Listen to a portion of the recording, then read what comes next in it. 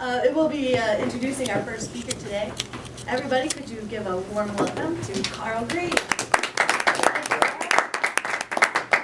Morning, everyone. Good morning. Good morning. Let's do that again. Good morning, everyone. Good morning. Now there's a Toastmasters response. Today, it is my pleasure to introduce Bob Smith as one of our featured speakers. Now, today's theme is Ask and Ye Shall Receive. Well, Bob's speech has an interesting twist on that. Maybe you could do that as don't ask and you might receive anyway. His speech is titled Wine and Worms. It's one of the 10 Competent Communicator projects to add to your polymathy of speech knowledge. He's working on number 5, Your Body Speaks. He's going to use gestures, movement, expressions, eye contact to align with the words of his speech. One of his personal goals also is to limit the use of notes during his 5 to 7 minute speech. Please join me in welcoming Bob to the lectern for his speech, Wine and Worms.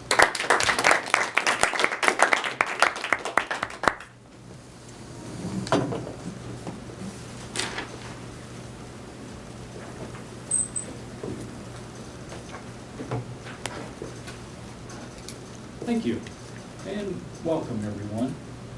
Several years ago, we joined forces with 3 other families and rented some cottages on a lake up north, kind of over in here near Charlevoix. A lot of planning and several committees were identified. You could volunteer for as many committees as you wanted to, but everybody had to be on at least one committee. I thought, well, I'll be okay. I'll be on any committee they want, as long as it's not finance or procurement. Stay tuned. I ended up with a polymath of skills before this story's over. Our plan to identify who would be on each committee was you would volunteer. We were going to kind of line up, and as our coordinator announced one of the committees, you just take a giant step forward, you'd volunteer, you were on that committee.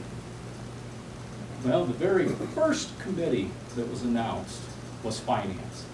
And I thought, well, I don't want to be on that one. Don't move. Don't move. Don't even flinch. I stood there as still as I possibly could, even kind of looked away so there was no eye contact. No way could I possibly be construed as wanting on that committee.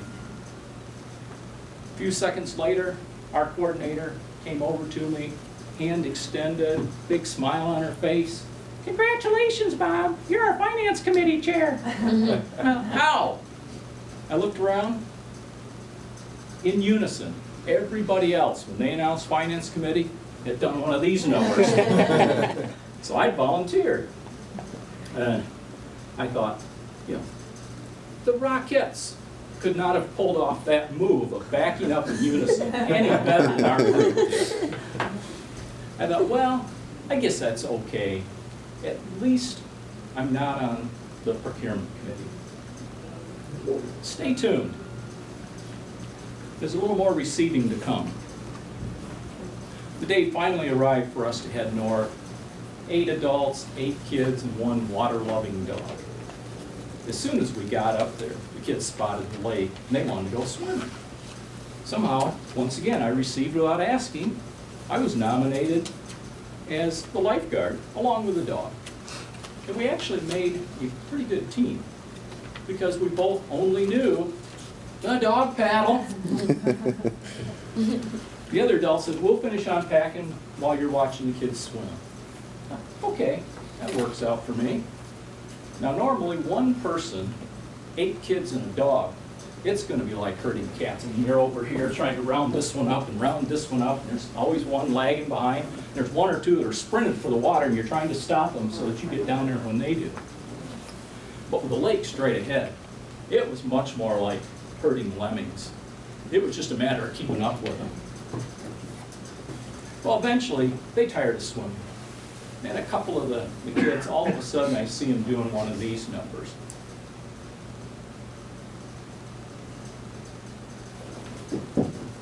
I knew right away they wanted to go fishing. Well, that was fine. That was part of the plan. We brought poles, but we wanted to wait until we got up north to get fresh bait. So we all walked back up to the cabins. And to my dismay, the only thing that got unpacked was a week's worth of wine. I looked, and apparently there was an issue. Because one or two of the people were over, apparently they found an issue with the cabin itself. Because they were holding the wall from falling down. Or it might have been the other way around, I'm not sure. A couple people had sunk so deep in this couch, they weren't going anywhere. And one guy, he was sitting there, I want to see another water and wine miracle.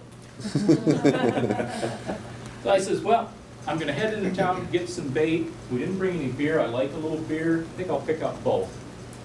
Would anybody like to ride along with me? And after I thought about my choices, they weren't good. But I thought, well, I don't know much about wine. I need somebody to come with me. There wasn't anybody volunteering. There was nobody jumping up. Even after I asked, nobody was jumping up saying, take me. And I was pretty smart. I thought, I got one more arrow in my quiver. I'm not part of the procurement committee. I can't go spend that kind of money without being, without having a member of the procurement committee with me. They had a little bigger quiver than I did. Our coordinator jumped to her feet or staggered to her feet, whatever the case may be. All of a sudden, she's doing one of these numbers. Procurement committee, bah! So now, without asking, I had received another honor. Well, with nothing else to do, nobody to ride with me, I went to find the finance committee chair to get a stipend, which amounted to, and I was off, headed into town to get our needed supplies. I didn't get very far, and all of a sudden I see this little dingy store. It was small. It looked like somebody had taken a one-car garage and turned it into a party store.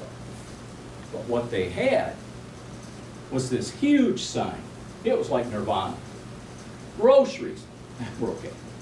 Cold beer, number 1 on my list. Wine, number 2 on my list. Live bait, number 3 on my list. Hard left turn, I'm in the parking lot. I walk in, and there are times a building on the inside is much bigger, much more spacious than it appears on the outside. This wasn't one of those times. I went from the front door about 2 steps, and I was at the back of the store and quickly greeted by the owner. Hello, sir. How can I help you? Well, I need to get a few items, and I saw your sign. I think you'll be able to take care of all my needs. We aim to satisfy all customers. What is your first item? As well, I need some cold beer. How about some Miller Lite? I can help you. That's in the back in the cooler. I'll have to get that for you. His trip to the back was more of a pivot. He was back. I says, I also need some wine. Well, wine doesn't sell very good, so I only stock a small quantity in my wine cellar. Okay, where's the wine cellar? Not a word. Oh, I see your bottom shelf also serves as your wine cellar. It works. Well, not being a wine connoisseur, I kind of looked, and there weren't a lot of bottles, but they all looked alike to me. Finally, the light bulb went off.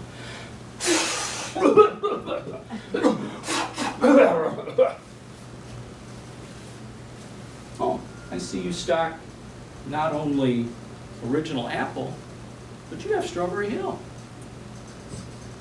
Do you have anything that isn't Boone's Farm?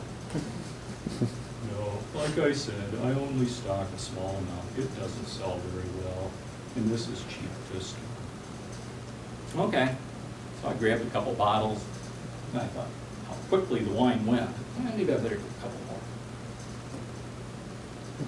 Ah, okay, I'll just clean him out. Anything else, sir? No, I need some bait. I took one step and I was over in the fishing supplies area. And there was a little dorm-sized refrigerator with a big sign, live bait, which I found out later was a half-truth.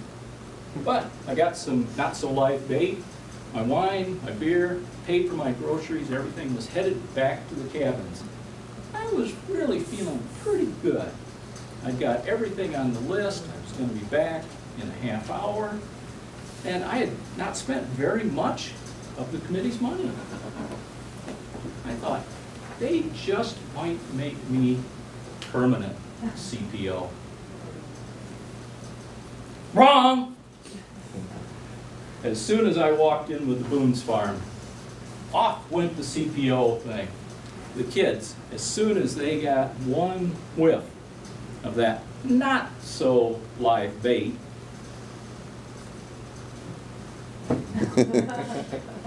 but the receiving was not over. I was then made permanent chairman and only member of the cleanup committee. Thank you.